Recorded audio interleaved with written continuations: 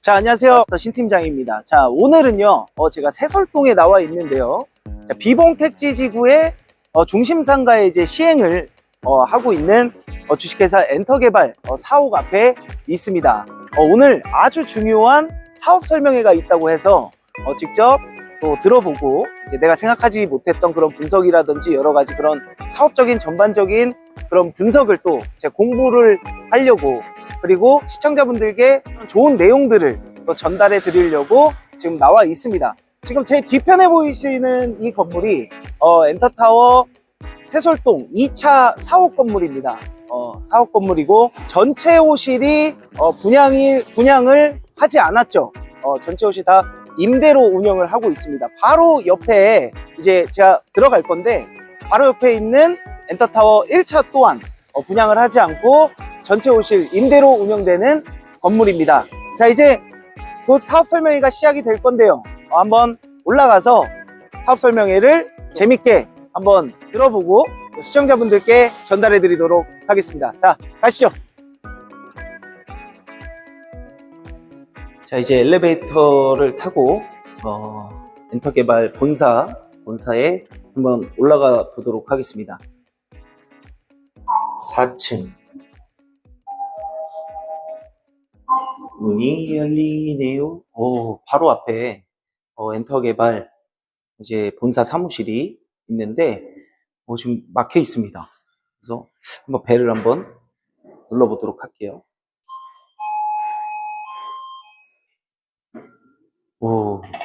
카메라로 보고 있는 것 같아요. 바로 오른쪽이 회의실이라고 했는데 한번 들어가 보도록 하겠습니다. 대표님 계셨군요. 네. 일찍 와서 또 준비를 하고 계시네요. 우리 부동산 사장님들 기다리고 있습니다. 네네. 곧 금방 또 많이 오실 건데, 네. 많은 준비를 또 하셨다고. 제가 설명드리고 싶은 내용이 많아요. 다른 좀 반대했지만 잘 한번 사업 설명드리겠습니다. 오늘 사업 설명회를 하게 된 계기가 있을까요, 혹시? 일단은 저희 현장에 대한 설명도 물론 중요하지만 네. 오시는 분들한테 이 택지지구내 상가에서 여러 가지로 좀 검토해 보시면 좋을 만한 내용들, 그리고 아시면 좋을 만한 내용들을 좀 많이 설명을 드리려고 오늘 자리를 좀 마련을 하게 되었습니다. 네. 오늘 저도 이따 사업 설명회 잘 들을 건데, 그래서 좀 공부하는 마음으로 그렇게 경청하도록 하겠습니다. 오늘 사업 설명회 준비 파이팅! 자, 안녕하십니까. 주식회사 엔터개발 화성 비봉지구 중심상업지역 사업을 담당하고 있는 직영분양 대행사 대표 길관재라고 합니다. 자, 2022년도 하반기부터 2023년도 지금까지 부동산 경기가 정말 많이 어려웠습니다. 우리 또 투자를 많이 하시는 투자자분들도 그렇고 앞에 계시는 부동산 사장님들도 어려운 시기를 많이 겪으셨을 거라고 생각을 하고 있는데, 2024년도부터는 미국의 기준금리부터 시작해서 여러 가지 좀 변화들이 있을 것 같고요. 부동산 시장 또한 2024년도부터는 좀 좋아질 거라고 하니까 잘 준비를 하셔서 투자하시는 투자자분들은 성공 투자를 하시기를 바라겠고, 우리 부동산 사장님들도 많은 계약을 또 올리셔서 성공 사업을 또 이뤄내셨으면 좋겠습니다. 자, 오늘은 화성 비봉지구 중심상업지역의 11자 중심상가, 저희가 지금 맡고 있는 현장이죠. 사업 설명회를 한번 해보고자 합니다. 자, 일단 저희 전체적인 사업의 목차부터 한번 살펴보면은 프로젝트의 개요, 그 다음 환경 분석, 인근 상업지역과의 비교, 그 다음 사업 일정, 투자 가치, 분양 가격 및 면적, 대금 납부 일정, 계약자 혜택 순으로 제가 설명을 드리도록 하겠습니다. 자, 일단 프로젝트의 개요부터 보시면 비봉 택지지구가 어떤 곳에 위치를 하고 있는지 제가 먼저 설명을 드릴 거고요. 어느 현장인지를 제가 설명을 드리고, 그 다음에 저희 사업지인 이 11자 구조의 중심상업지역에 대한 설명, 그 다음에 상업지역 내 저희가 진행 중인 프로젝트 순으로 일단 프로젝트 개요를 설명드리도록 하겠습니다. 일단 비봉 택지지구부터 먼저 설명을 드리겠습니다. 화성 비봉 택지지구는 경기도 화성시 비봉면 3마리와 구포리 일원에 조성되는 공공택지지구입니다. 화성시 비봉면은 안산의 남쪽, 그다음에 수원의 서쪽에 위치한 화성시 서북쪽 위치로 보시면 되고요. 화성시청이 있는 남양 택지지구와 안산, 그리고 수원의 한 가운데 지점에 위치를 하고 있다고 볼 수가 있습니다. 그렇기 때문에 세 개 도시의 생활권을 공유할 수 있는 위치다라고 보시면 되고, 비봉지구는 총 26만 평 면적에 약 9천여 세대가 입주를 하고, 초등학교 56학급, 중학교 40학급, 유치원이 12학급이 들어서게 됩니다. 자, 비봉 택지지구는 또한 비봉 구도심하고 바로 또 연결이 되어 있습니다. 그래서 바로 붙어 있는 입지이기 때문에 구도심의 약 3,600여 세대의 입주민들 또한 낙후된 구도심 인프라 때문에 비봉 택지지구 내 인프라를 이용할 것으로 보고 있고요. 또한 비봉지구는 앞서 설명드린 화성 남양 택지지구와 안산, 그리고 수원의 한 가운데 지점에 위치하고 있어 세 개 도시의 생활권을 공유하는 위치라고 설명을 드렸는데, 이렇게 앞 지도를 잘 보시면은 안산 생활권과 수원 생활권, 그다음 화성시청 위치한 남양 택지지구, 그리고 화성 봉담 택지지구까지 직선 거리가 다 7km가 넘습니다. 그렇기 때문에 사실상 위치적으로는 고립되어 있는 입지를 지녔다라고 보실 수가 있고요. 인근의 양로공단, 북양공단, 팔탄공단 등 대규모 산업단지들이 많이 이제 배치가 되어 있기 때문에 배후 일자리가 매우 풍부한 지역이고, 배후 주거 수요가 탄탄한 지역이다라고 보실 수 있습니다. 일단 저희 비봉 택지지구 안에는 화성 비봉 A1 블럭부터 A5 블럭, 그 다음에 B1 블럭부터 B4 블럭, 그 다음에 비봉 구포지구 1지구, 2지구까지 해서 서이스타일스, 비봉 2지구, 제네시티까지 이렇게가 약 한 9천여 세대 정도 되고요. 그 다음 안에 단독주택 필지 또한 278개 필지가 자리를 하고 있습니다. 한 필지당 5가구까지 허용이 되는 지역이기 때문에 약 한 1,400여 가구가 추가로 더 들어온다고 보시면 되고, 아까 앞서서 말씀드린 것처럼 구도심이 바로 밑에 붙어 있습니다. 이 비봉 구도심 또한 한 3,600여 세대가 거주를 하고 있는 지역이기 때문에 총 비봉 택지지구의 유효 수요들은 약 한 13,881세대 정도 규모로 보시면 되겠습니다.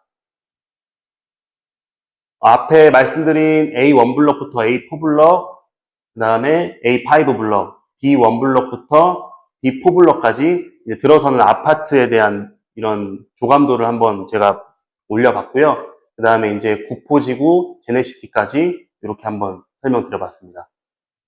11자 중심상업지역에 대한 설명을 드릴게요. 화성 비봉지구 중심상업지역은 옆에 보시는 것처럼 11자 배치 구조를 하고 있습니다. 11자 중심상업지역의 첫 번째 사거리부터 공공청사가 위치한 두 번째 사거리까지의 거리가 직선거리가 250m 정도밖에 되지 않습니다. 11자 중심상업지역 가운데는 이제 시도 78호선 4차선 도로를 두고 서로 마주보고 있는 상권 구조를 지니고 있고요. 첫 번째 메인 사거리 부근인 비봉 예미지, 호반 서밋, A5 블럭, A3 블럭 금강 펜테리움, 그 다음 비봉 예미지 2차, 구포 1지구, 2지구 서이스타일스랑 제네시티, 이쪽에서 약 한 7천여 세대가 이 첫 번째 사거리 쪽으로 몰리게 된다고 보시면 되고, 그 다음 아래쪽 메인 두 번째 사거리는 A1 블럭, 그 다음에 A2 블럭, 그 다음에 A4 블럭, 비봉 우미린 아파트, 그 다음에 구도심 3,600여 세대가 자리를 하고 있는 지역이기 때문에 약 한 6천 세대 정도가 이 두 번째 메인 사거리 부근으로 몰리게 된다고 보시면 되겠습니다. 이와 같이 풍부한 배후 수요를 지니고 있지만 중심상업지역의 면적은 지도에서 보시는 것처럼 타 택지지구나 신도시랑 비교했을 때 월등히 적은 면적 비율을 자랑을 하고 있습니다.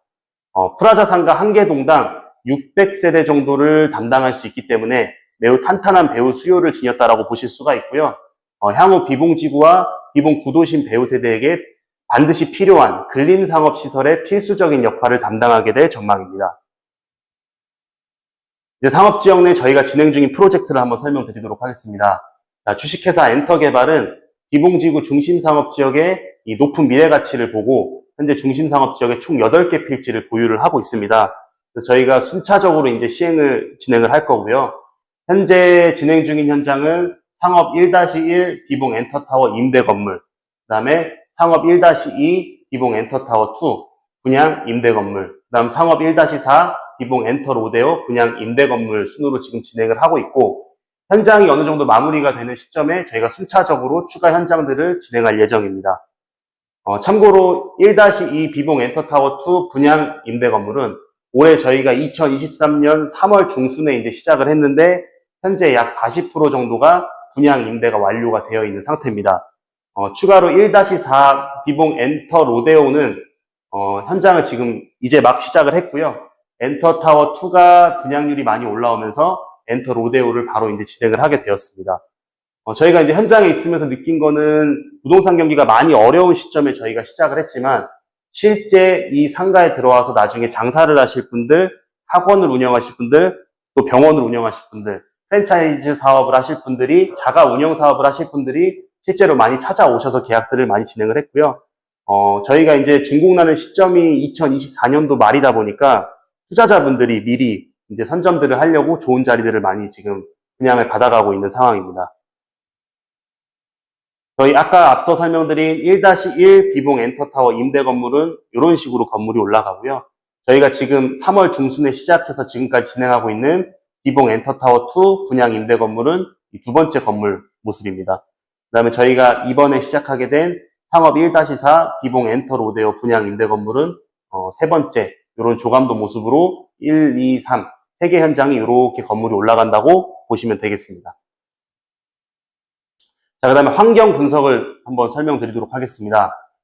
비봉 택지지구의 아파트 입주 시기를 먼저 설명을 드릴 거고, 그 다음에 이 전체적인 상권의 주 동선이 어떻게 되는지, 그 다음에 비봉 택지지구 상권의 고립성에 대한 설명을 한번 드릴 거고, 그 다음에 택지지구 내 합급수가 얼마나 되는지를 제가 환경 분석에 설명을 드리도록 하겠습니다.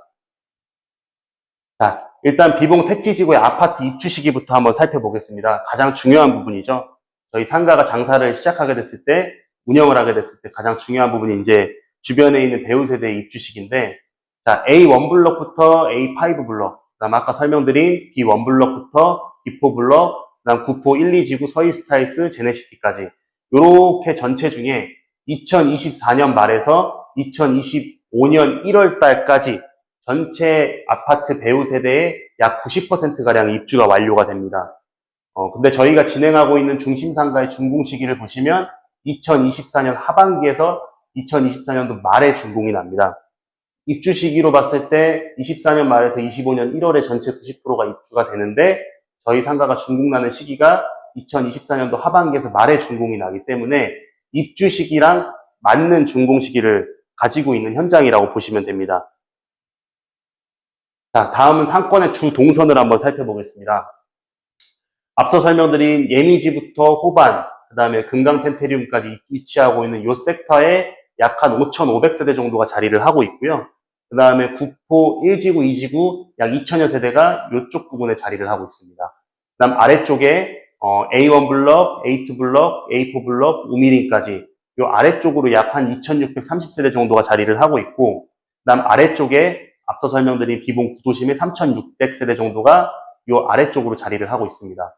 자, 주 동선을 보시면 5,500세대에서 2,000세대는 첫 번째 메인 사거리 부근으로 이렇게 상권으로 유입이 될 거고, 그 다음에 2,630세대와 3,600세대의 이 구도심 배우 세대는 이제 아래쪽으로 요 두 번째 메인 사거리 부근으로 이렇게 유입된다고 보시면 될 것 같습니다. 배치 구조는 아까 앞서 설명드린 것처럼 250m 거리에 11자, 마주보고 있는 11자 구조로 되어 있고요. 이제 주 동선을 보시면 아까 말씀드린 예미지 센트럴부터 호반 쪽에서 이렇게 흘러서 유입 상권으로 들어오게 될 겁니다. 그 다음에 구포 1, 2지구에서 이렇게 유효 수요들이 이제 유입이 되게 되는데, 상가 배치 구조 자체가 되게 단순하게 11자 구조로 되어 있다 보니까 앞라인 쪽으로 흘러나가는 이 유효 수요들이 있을 거고, 뒷라인 쪽 점포겸용 택지랑 마주보고 있는 이 뒷라인 쪽이 먹자 상권이 형성이 되기 때문에 먹자 상권으로 이렇게 갈라져서 수요들이 들어오게 된다고 보시면 되겠습니다. 그 다음 아래쪽 수요도 마찬가지로 우미린하고 A4 블록에서 이렇게 흘러나올 거고, 그 다음에 A1 블록, A2 블록에서 이렇게 먹자 상권과 메인 전면 라인으로 상권이 이렇게 유입되는 주 동선을 갖추었다고 보시면 되겠습니다. 이 주 동선만 보셔도 다른 택지지구의 상가들하고 크게 차이점이 많이 보이실 겁니다. 주 동선 자체가 굉장히 단순합니다. 위, 아래에서 올라오는 이 유효 수요들의 주 동선을 갖추었기 때문에 서로 분산되지 않고 고루고루 수요들이 들어오는 이런 입지적인 장점을 지녔다고 보실 수가 있고요. 메인 전면부 라인 같은 경우에는 지금 여기 앞서서 예시를 보여드린 사진처럼 프랜차이즈, 그다음에 뭐 은행, 부동산, 안경점, 뭐 편의점, 뭐 베이커리 카페 이런 곳들 프랜차이즈 위주의 이런 전면부는 1층은 프랜차이즈 위주로 형성이 될 거고 상부층은 학원 병원가가 형성이 될 거기 때문에 프랜차이즈와 학원 병원 라인이 전면 라인에 형성이 될 거고 후면부는 아까 앞서 설명드린 것처럼 점포겸용 택지랑 마주보고 있기 때문에 후면부에는 술집, 음식점들이 밀집된 먹자 상권이 형성된다고 보시면 되겠습니다. 저희 이 가장 중요한 부분인데 비봉 공공택지지구가 가지고 있는 가장 큰 장점은 이 상권의 고립도가 굉장히 높다는 점입니다. 이 화성 비봉지구는 가장 근교에 위치한 도심으로 볼 수 있는 안산 상록수역 상권, 그 다음에 화성시청이 위치한 남양 택지지구 부근, 그 다음에 봉담지구, 그 다음 송산그린시티, 동측지구 새솔동 부근 이렇게 둘러싸고 이제 상권들이 이제 배치를 하고 있는데 이 지역들과 모두 직선거리가 7km가 넘습니다.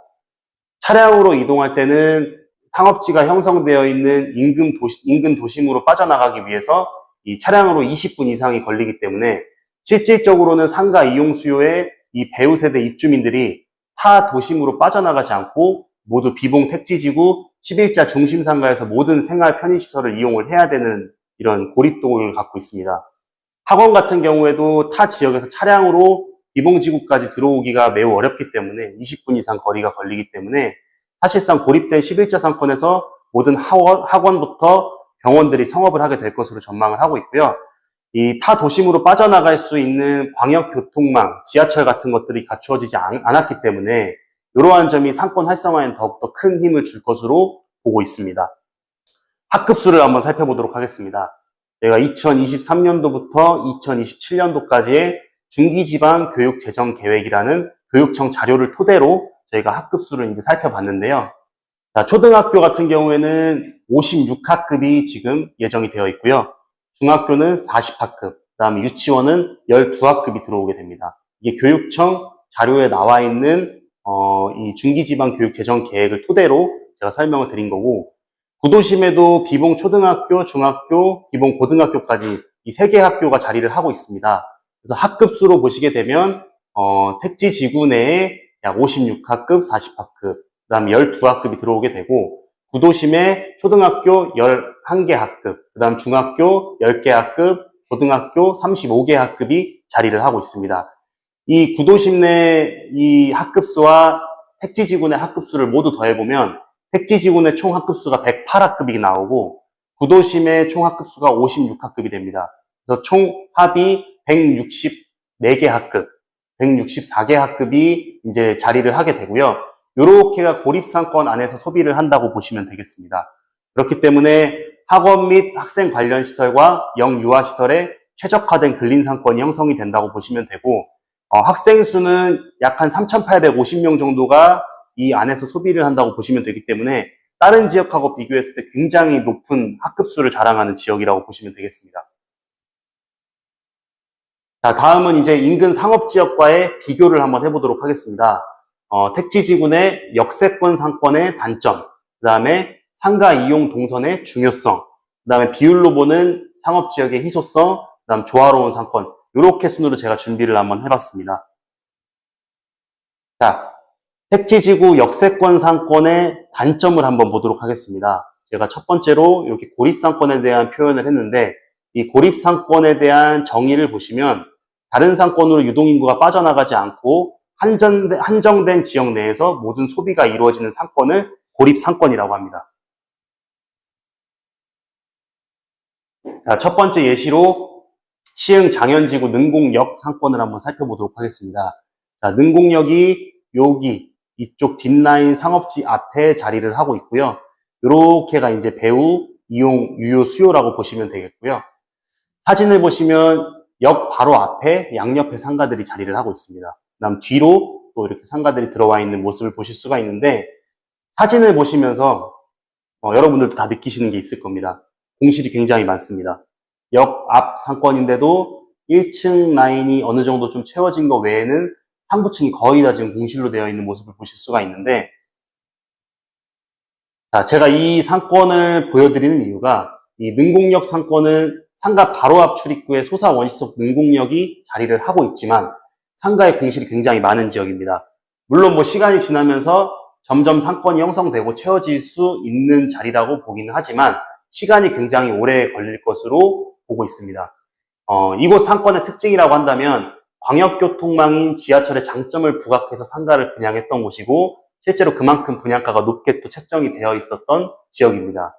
제가 이곳의 사례를 소개한 이유는 광역교통망 호재가 있는 상권이 오히려 택지지구 내에선 단점이 될 수 있다는 것을 알려드리고 싶어서 제가 이거를 예시를 들었는데요. 제가 이 투자자분들이나 부동산을 가서도 제가 이런 부분들을 참 설명을 많이 드렸는데, 대부분의 투자자분들이나 실제로 부동산 사업을 하시는 분들도 지하철역 앞 상권이 이 택지지구 안에 들어가 있는 지하철역 앞 상권이 굉장히 좋다라고 생각을 하시는 분들이 많습니다.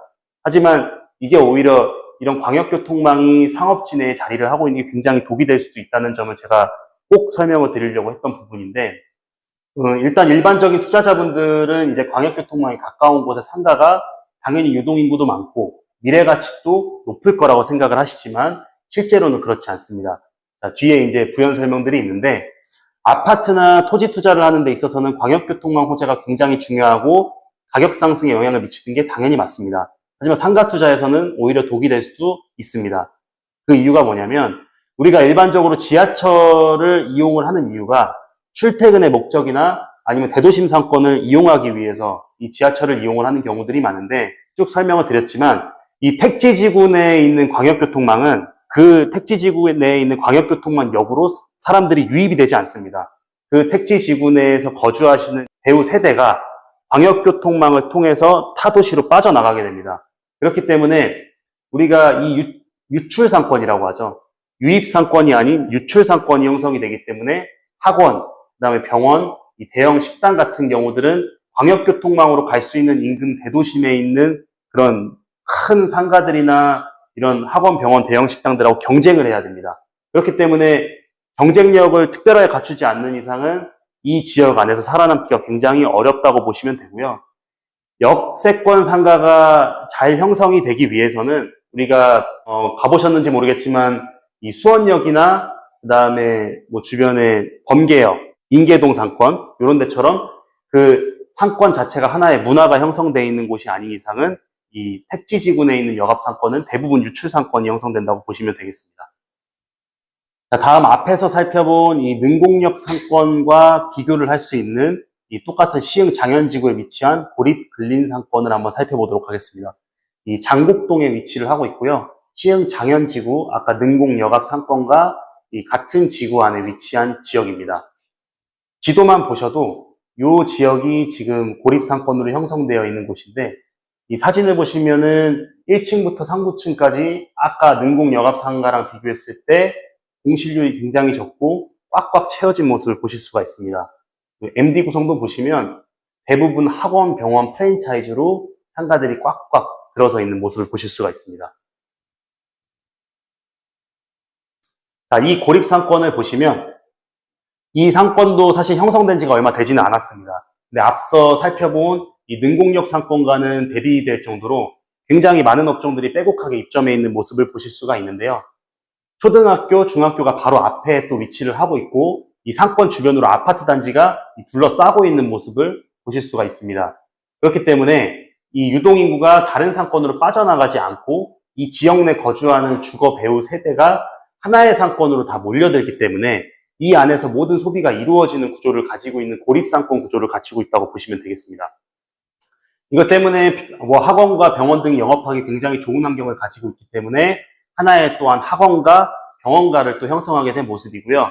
이 고립된 택지지구나 신도시에서는 이 고립상권이 근린상업시설의 역할을 할 때, 우리가 생활에 필수적으로 이용해야 되는 근린상업시설의 역할을 할 때 가장 좋은 상권이 형성된다는 것을 딱 단편적인 예로 보여드리고 있습니다. 그 다음에 동탄역 상권을 한번 사례로 살펴보도록 하겠습니다. 자, 동탄역, SRT 동탄역이 자리하고 있는 바로 앞에 이 주상복합 라인의 상가들을 한번 살펴볼 건데, 이 지역도 마찬가지로 동탄역 바로 앞에 위치하고 있고, 또 바로 옆에 이제 대형 롯데백화점이 또 자리를 하고 있기 때문에 이 지역 상가들도 굉장히 비싸게 분양들이 됐습니다. 근데 사진을 보시면 지금 이 횡단보도가 SRT 동탄역으로 건너가는 횡단보도인데, 뒤쪽 라인 상가들을 보시면 편의점 하나 빼고는 싹 다 공실인 모습을 보실 수가 있습니다. 그리고 이 동탄역, 아까 공실로 많이 이렇게 공실이 있던 요 라인 바로 뒤편에 주거 배우 세대가 갖춰져 있는 바로 맞은편 동탄역 상가를 살펴보면, 또 이 지역은 1층부터 11층까지의 이 대형 상가들이 꽉꽉 들어서 있는 모습을 보실 수가 있습니다. 자, 동탄역 같은 경우에도 동탄역과 마주보고 있는 주상복합 상가 건물 같은 경우에는 상가의 공실이 굉장히 많은 곳으로 보실 수가 있는데, 이 동탄역을 이용하기 위해서 건너가야 되는 아까 앞서 살펴본 횡단보도 앞 상권도 활성화가 제대로 되어 있지 않습니다. 여러 가지 호재 때문에 토지가가 굉장히 비쌌던 지역이고, 그에 걸맞게 상가 분양가 또한 굉장히 고분양가로 분양을 했던 곳이었고, 이 상가 투자를 처음 해보시거나 잘 모르시는 분들은 아까 제가 앞서 설명드린 것처럼 역 앞에 위치를 하고 있거나 대형 롯데백화점이나 대형 마트가 자리를 하고 있으면 유동인구가 내 상가 앞으로 많이 몰릴 거라고 생각들을 많이 하고 그렇게 기대를 많이 합니다. 하지만 이 택지지구나 신도시 내에 있는 광역교통망은 이 광역교통망을 통해서 대부분 유출이 되는 유출상권이 형성이 되기 때문에 그 지역 상가, 그 일대 상가들이 살기가 굉장히 어렵습니다. 자, 여기 한 가지를 더 덧붙여서 설명을 드리면, 백화점이나 대형 마트 등이 있는 지역에 있는 상가 투자는 오히려 이 상가 투자에서는 호재로 작용을 하지가 않습니다. 오히려 요즘에는 백화점 내부나 이 마트 내부에 다양한 음식점들과 즐길거리들이 들어오기 때문에 백화점 내부에서 모든 소비를 하고 모두 다 빠져나가 버리게 되는 것이죠. 동탄역 또한 유출상권이 형성이 되어 있는 유출상권이기 때문에 동탄역으로 소비를 하기 위해 사람들이 들어오는 상권이 아닙니다.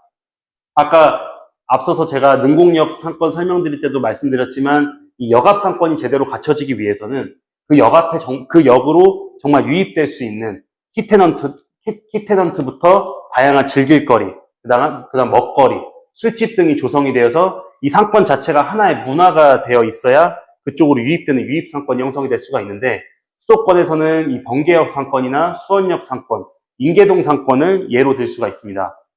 하지만 우리가 대부분의 수도권 택지지구 내 역 상권은 이 유흥 상권이나 이런 것들이 갖춰져 있는 곳들이 없기 때문에 유출 상권이 되는 곳이 굉장히 많다는 것에 유의를 하셔야 합니다.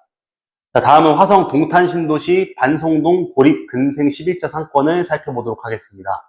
자, 아까 동탄역 상권하고 제가 비교를 해드리려고 네 번째 사례로 제가 든 지역이고요. 지금 이렇게 보시는 11자 상권이 저희 비봉 택지지구랑 굉장히 비슷한 모습을 하고 있는 걸 보실 수가 있습니다. 이 배우 세대가 쭉 이 11자 상권을 둘러싸고 있는 모습이고요. 이 사진으로 보시면은 학원부터 병원, 건물들이 다 학원 병원이 들어와 있는 모습들을 보실 수가 있는데, 이 11자, 저희가 여기 현장을 여러 번 저희 이제 같이 일하시는 이제 팀장님들하고 많이 왔다 갔다 했었는데, 이 지역에서 공실이 있는 상가를 한 군데도 보지를 못했습니다. 빼곡하게 다 들어서 있는 모습을 보실 수가 있고요. 이 지역의 특징을 한번 살펴보면, 이제 앞서 살펴본 이 고립상권에 대한 내용들을 이 상권에다가 대입을 해보면, 이것 또한 완벽하게 고립상권의 모습을 갖추고 있는 것을 한눈에 보실 수가 있습니다. 이 상권 주변을 아파트 단지가 둘러싸고 있고, 초등학교, 중학교까지 도보 이동이 가능한 상권이기 때문에, 고립상권처럼 병원, 학원 위주로 빼곡하게 점포들이 들어서 있는 것을 보실 수가 있고, 여기 이제 11자 상권의 장점을 추가로 살펴보면, 고립상권이 형성되는 곳에 11자 상권의 구조를 갖춘 곳이 나중에 이제 학원가, 병원가로 형성될 가능성이 가장 굉장히 높은 지역입니다. 이 고립상권이라고 하더라도 상권의 배치가 복잡하게 되면 유동인구가 분산되고, 잘 되는 상가는 잘 되고, 잘 안 되는 상가는 장기간 공실로 유지되는 경우들이 많은데, 11자 상권의 구조를 갖춘 곳은 유동인구의 동선 자체가 굉장히 단순하기 때문에, 또한 맞은편 상가가 바로 보이는 구조를 가지고 있기 때문에 가시성이 매우 뛰어나고 고루고루 상가가 잘 살 수 있는 그런 장점을 갖추고 있습니다. 따라서 이제 11자 상가들이 고루고루 균형 있게 업종들이 입점하게 되면서 하나의 학원, 병원가를 형성하게 되는 그런 완벽한 근린 상권을 형성하게 된다고 보시면 되겠습니다. 자, 다음 사례는 수원시 금곡동에 있는 고립 11자 상권을 한번 살펴볼 건데, 아까 앞서 살펴본 이 반송동 상권하고 굉장히 구조 자체가 비슷합니다. 주변에 아파트 단지가 둘러싸고 있고, 잘 안 보이시겠지만 여기 준주거 지역입니다. 색깔이 비슷비슷하게 표현돼서 잘 안 보이실 텐데, 여기도 이제 11자 구조를 갖추고 있는 상권입니다. 앞서 살펴본 예시들의 이제 고립상권 구조를 갖춘 것을 여기 또한 확인할 수가 있고요. 이곳 상권 또한 주거 배우 세대가 이 상권을 둘러싸고 있고, 근거리에 이제 학교라든지 이런 초등학교, 중학교들이 다 위치를 하고 있기 때문에 완벽한 근린 상권을 잘 형성하게 된 케이스로 보실 수가 있습니다. 여기 또한 타 상권으로 빠져나가기가 어려운 그런 입지를 갖추고 있는 지역이고, 이 구조도 11자 배치 구조를 가지고 있는 지역입니다. 이 지역 내 배우 세대에서 필수적으로 필요한 업종들로 빼곡하게 들어서 있는 모습을 보실 수가 있고, 앞서 살펴본 사례들처럼 학원가, 병원가가 형성된 11자 상권의 모습을 갖추게 된 지역입니다. 자, 이걸 제가 종합해서 이제 설명을 드리면, 신도시랑 택지지구에서 안정적이고 성공적인 상가 투자를 하는 방법은 저는 이렇게 생각합니다. 이 세 가지를 잘 기억을 하셨으면 좋겠습니다. 고립상권의 구조를 갖추고 있는지, 11자 상권의 구조를 갖추고 있는지, 그 다음에 광역교통망이 있는지 없는지, 저는 당연히 없는 게 좋다라고 생각을 합니다. 요 세 가지가 잘 갖춰져 있는 상권은 근린상업시설 역할을 할 수 있는 최적의 상권이라고 보시면 되겠습니다. 가장 안정적이고 가장 성공 확률을 높일 수 있는 세 가지 요소로 보시면 되겠습니다. 자, 다음은 상가 이용 동선의 중요성을 한번 보겠습니다. 우리가 일반적으로 최근에 조성되는 택지지구에서 많이 볼 수 있는 이 상가 배치 구조가 이렇게 되어 있는데, 이 최근 공급된 택지지구 상업용지를 한번 살펴보면 대부분 이러한 구조로 구조 배치가 되어 있는 것을 보실 수가 있습니다. 그 이유는 물론 뭐 LH라든지 수자원공사라든지 이러한 배치 구조를 갖추고 있을 때 상업지가 많이 나오거든요. 이 상업용지 땅을 많이 팔 수 있기 때문에 이렇게 배치를 한 것 같은데, 상권이 이렇게 후면 블록까지 크게 형성이 되어 있으면 상가의 개수는 굉장히 많을 수밖에 없습니다. 하지만 준공 이후에 이 뒤쪽 후면 상가들부터 시작해서 장기간 공실이 나는 경우들이 굉장히 많습니다. 그렇기 때문에 사람들이 신도시 상가 투자하면 망한다, 신도시 상가 투자는 정말 원수한테나 권해라, 이런 말들이 나오는 이유가 준공 이후에 장기간 공실로 가는 경우들이 많기 때문에 그렇습니다. 이러한 이유가 이제 배우 세대에서 상가를 이용하는 고객들이 동선의 뒷블럭, 그 뒷블럭까지 상가들이 있다 보니까 동선 자체가 굉장히 복잡해집니다. 그렇게 되면 나중에는 동선이 몰리는 섹터의 상가들은 잘 되고, 동선이 몰리지 않고 분산되어서 잘 이용하지 않는 섹터의 상가는 다 죽게 됩니다. 잘 되는 상가만 잘 된다라고 보시면 되고요. 저희가 진행하고 있는 현장인 비봉택지지구의 11자 상가의 모습입니다. 보시면 상가 이용 동선이 아까 앞서 살펴본 신도시나 택지지구랑은 차이가 크죠. 상권 자체가 이렇게 11자, 250m 한 개의 동선만 공유하는 11자 라인 구조로 되어 있고, 뒷블럭이 따로 없습니다.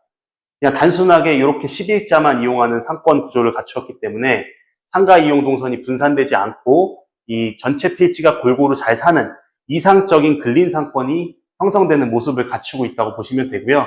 그렇게 형성됐을 때 이제 하나의 라인이 비봉 학원가 뭐 이런 식으로 저는 불리게 될 거라고 보고 있습니다. 자, 이제 주변의 택지지구들과 비교했을 때 이제 상업지 비율을 한번 살펴볼 텐데, 인근에 가장 최근에 조성된 송산그린시티 동측지구 세솔동과 한번 비교를 해보도록 하겠습니다. 이 상업지역 자체가 세솔동 같은 경우에는 1상업지, 2상업지로 되어 있죠.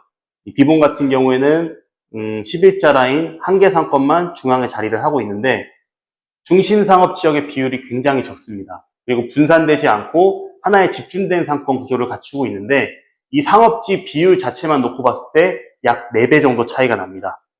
상가 비율 자체가 굉장히 적은 지역이고, 아파트 단지 내 상가 또한 이 인근의 세솔동하고 비교했을 때 3분의 1 정도밖에 되지 않습니다. 이 비봉에 있는 아파트 단지 내 상가들을 보시면 단지 내 상가 자체가 모두 다 단층 구조로만 이루어져 있고, 이 타 지역하고 비교했을 때 월등히 적은 단지 내 상가 비율을 자랑을 하고 있습니다. 그렇기 때문에 상고층에 입점해야 되는 학원이라든지 병원들은 다 모두 상업시설로 상업지역 쪽으로 다 집중이 될 수밖에 없는 구조를 가지고 있고요. 상가 이용 동선은 아까 앞서 살펴보신 것처럼 한 곳으로 집중이 되어 있고, 분산되지 않는 이 11자 라인 구조를 갖추고 있기 때문에 이게 다 형성이 되면 나중에 굉장히 이상적인 스트리트 상가를 형성한다고 볼 수 있습니다.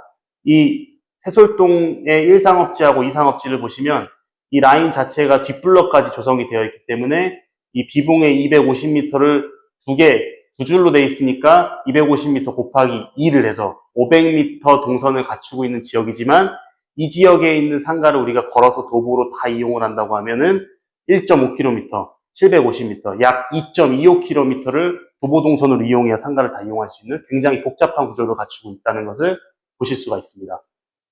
자, 다음은 이제 상부층 면적에 대한 중요성을 한번 볼 텐데, 저희가 이제 상가에서 가장 중요한 MD 구성인 뭐 학원이나 병원이나 기타 대형 시설들은 대부분 다 이 상가의 상부층에 위치를 하고 있기 때문에 상부층 면적 비율이 굉장히 중요합니다. 이 세솔동 같은 경우에는 1상업지와 2상업지에 있는 상가 상부층 면적을 다 더해보면 약 7만 평이 좀 넘습니다. 하지만 비봉 택지지군의 이 모든 상가들이 건폐율 용적률을 꽉꽉 채워서 짓는다고 하더라도 상가 상부층 면적을 전체 필지에 다 더해보면 16,000평 정도밖에 나오지 않습니다. 비율로 봤을 때 4배 정도가 차이가 나게 되는 거고요.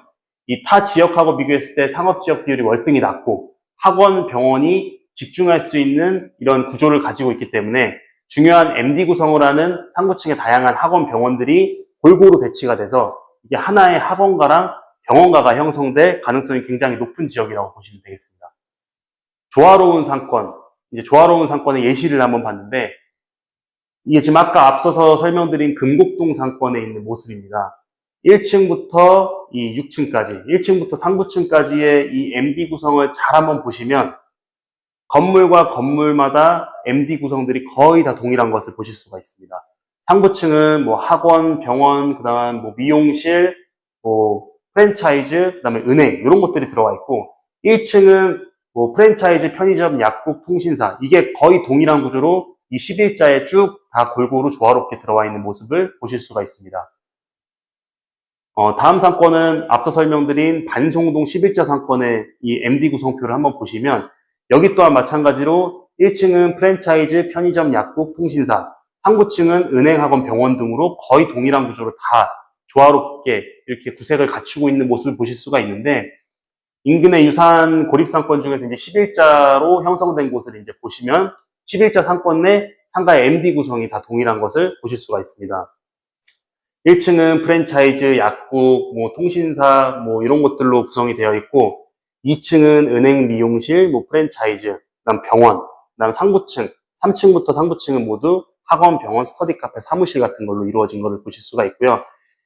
이 이야기를 제가 드리는 이유는 조화로운 상권이 형성돼서 향후에 이러한 MD 구성의 업종들이 한번 입점을 해도 망하지 않는 상권, 그다음에 안정적인 상권이라는 인지도가 심어지는 하나의 그런 이런 스트리트가 형성이 되게 되면은 이 상가에 입점을 하려고 알아보시는 분들도 이 상권은 안정적인 상권이구나, 입점해도 망하지 않겠구나 이런 인지도를 심어주기 때문에 장기간 공실 없이 조화롭게 상가들이 잘 운영이 될 수 있는 그러한 이상적인 상권을 갖출 수 있게 됩니다. 그렇기 때문에 나중에는 권리금 형성이라든지 재매각이 수월해지기 때문에 가치가 지속적으로 높아지는 그런 상권이 만들어지게 된다고 보시면 됩니다. 저희 이제 사업 일정을 한번 살펴보면 저희가 이 비봉 택지지군의 총 8개 필지를 저희가 지금 매입을 해 놓은 상태인데 상업 1-1 엔터타워 1차 임대 건물은 현재 PF가 완료가 돼서 이제 착공이 시작됐고요.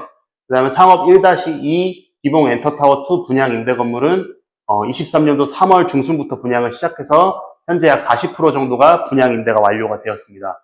은행, 병원, 학원, 프랜차이즈 등이 지금 입점을 확정한 상태고 계약을 완료를 한 상태고요.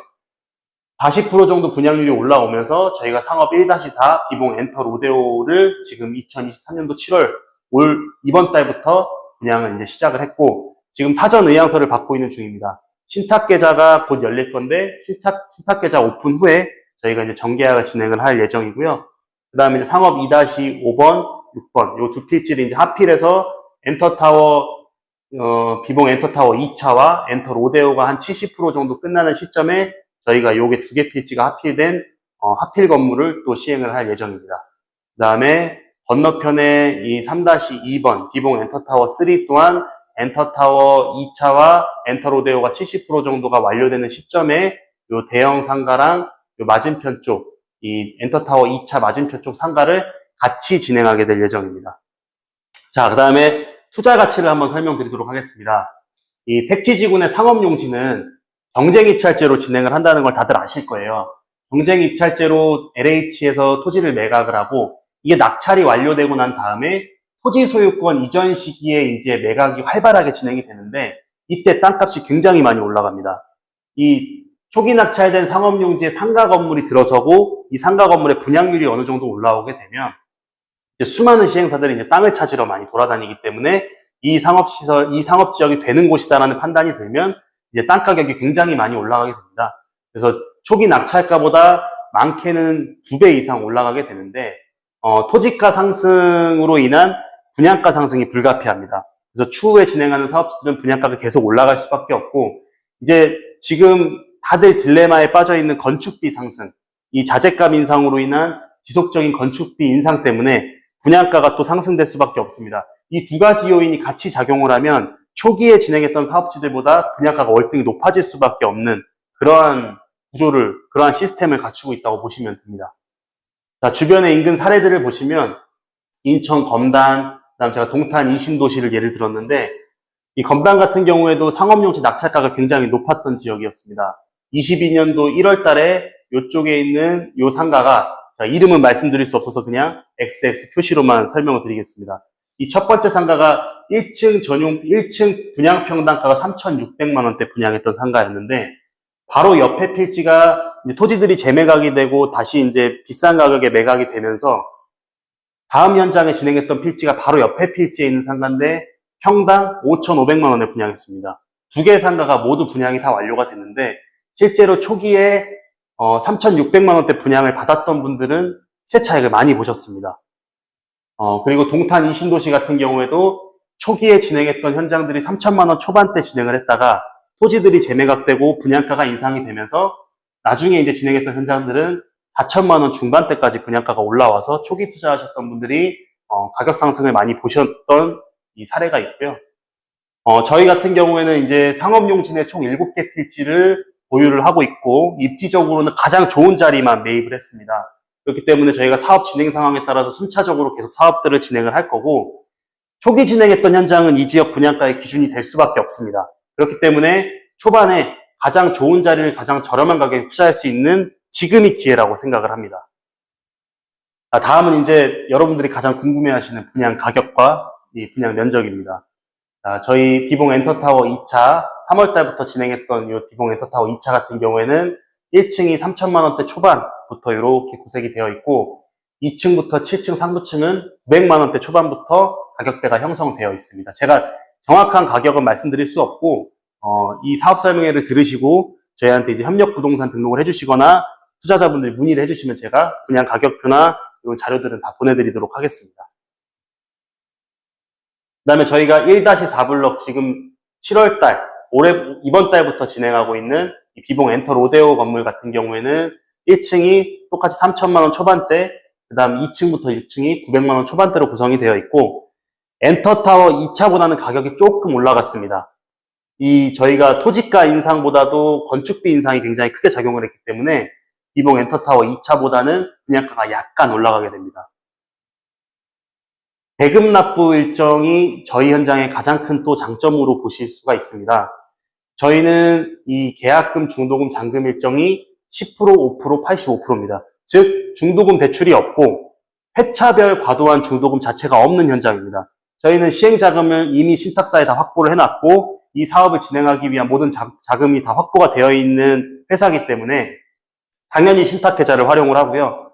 대금 납부 일정이 준공 때까지 납입에 대한 부담이 전혀 없는 이 일정으로 짜놨습니다. 10%, 5%, 85%로 보시면 됩니다. 준공 때 잔금 대출 이렇게 해서 잔금 치르시면 되기 때문에 준공될 때까지 들어가야 될 내 자금이 15%밖에 들어가지 않습니다. 그러니까 저희가 이제 금리가 인상 사이클이 끝나고 금리 인하 시기로 돌아가는 시기가 대부분 전문가들이 예상하고 있는 시기들이 이제 빠르면 24년도 상반기, 24년도 하반기로 지금 예측을 하고 있는데 저희 건물 같은 경우에는 24년도 하반기에 준공이 납니다. 그리고 준공 후에 잔금 대출을 실행을 할 거고 중도금 대출 자체가 없는 현장이기 때문에 금리 인하 사이클이 도래를 했을 때 저희가 잔금 치르고 소유권을 넘겨간다고 보시면 됩니다. 그렇기 때문에 지금 시장의 금리를 보실 게 아니라 2024년도 하반기에 준공 나는 시점에 이 부동산 경기나 금리를 한번 보시면 지금 잡아놓으셨다가 어차피 나중에 잔금을 치를 현장이기 때문에 크게 부담 없이 15% 납입하시고 좋은 자리를 가져가실 수 있는 기회라고 보시면 됩니다. 자, 임대사업자를 운영하시는 분들은 70%까지 대출이 가능하고 자가 운영하시는 분들은 80%까지 대출이 가능합니다. 물론 개인 신용도에 따른 차이는 있을 수 있지만 이런 식으로 금융 시스템을 지금 짜놨고요. 계약자분들에 대한 혜택이 또 들어갑니다. 저희가 2024년도 하반기에 준공이 나지만 지금 현재 금리에 대한 부담을 많이 느끼시기 때문에 저희가 그거에 대한 약간의 보상이라고 생각하시면 됩니다. 먼저 투자해 주시는 분들이 그만큼의 보상을 가져가시는 건데 저희가 2024년도 하반기 준공을 하고 잔금을 치를 때 분양가의 60% 담보 기준으로 1년 이자 4%를 이자 지원을 저희가 페이백을 해드릴 겁니다. 1년간 이자 부담이 없다고 보시면 되고요. 그 다음에 자가 운영하고 임대 사업을 하시는 분들 모두에게 좋은 이 타 현장에서는 볼 수 없는 특별한 혜택이기 때문에 지금 먼저 투자하시는 분들에 대한 혜택을 저희가 이렇게 만들어 놓은 겁니다. 자, 여기까지가 저희가 사업 설명회에서 준비한 자료이고요. 제가 되게 길게 이제 설명을 드렸지만 사실 여기 계시는 사장님들하고 이제 투자자분들이 이런 내용들을 좀 잘 한번 숙지를 한번 해보시면은 정말 큰 도움이 되실 것 같습니다. 물론 저희 현장이 좋다는 거를 제가 홍보를 하기 위해서 사업 설명회를 진행을 했지만 이 상가 투자를 하시는 데 있어서 이 내용들을 한번 잘 이해를 해보시면 과연 상가 투자가 나쁜 것일까? 신도시 상가 투자는 막연하게 나쁜 것일까? 꼭 그렇지만은 않다. 우리가 어느 지역을 가더라도 일입지 상권을 선택하면 된다라고 좀 느끼셨으면 좋겠습니다. 광역교통망도 없어야 되고 고립상권 구조를 또 갖춰야 되고 그 다음에 이런 11자 배치 구조를 가진 상가의 장점들을 한번 잘 생각해 보시면은 이 인근에도 물론 신도시나 택지지구 안에서도 일입지는 분명히 있습니다. 한 가지 기억하셨으면 좋겠는 게 상가 투자를 하실 때 지역을 보시지 말고 입지를 보셨으면 좋겠습니다. 입지가 좋은 상가가 오래 살아남는 거고 입지가 좋은 상가는 공실 없이 신도시지만 공실 없이 오래 지속돼서 그 가치를 분명히 발휘할 수 있다고 저는 생각을 합니다. 자, 저희 비봉 택지지구 내 11자 상가에 관심을 많이 가져주셨으면 좋겠습니다. 정말 좋은 현장이고 대금 납부 일정부터 시작해서 여러 가지들이 지금 기회가 굉장히 많은 시점입니다. 이 지역 내, 이 비봉 택지 지역 내에 이 택지지구 내 13,000세대가 필수적으로 생활해야 되는 생활 인프라들만 들어와도 사실 지금 저희가 진행하고 있는 현장은 다 채워질 수밖에 없는 지금 그런 현장입니다. 지금 시점이 어려워서 망설이실 수도 있겠지만 대금 납부 일정도 굉장히 저희가 좋게 잡아놨고 큰 부담 없이 2024년도 하반기 금리 인하 사이클이 도래를 할 때 또 잔금을 치르는 현장이기 때문에 입주 시기하고도 괴리감이 없고 그 다음에 투자에 대한 부담이 없는 지역이니까 한 번쯤 관심을 갖고 봐주셨으면 좋겠습니다. 자, 한 번 더 설명드리면 정말 이 지역 내 꼭 필요한 시설들만 들어와도 이 상가 다 채워집니다. 이것만 명심 꼭 하셨으면 좋겠습니다. 자, 이상 엔터개발 비봉 중심상업지역 분양 지경 대행사 길관지였습니다. 감사합니다.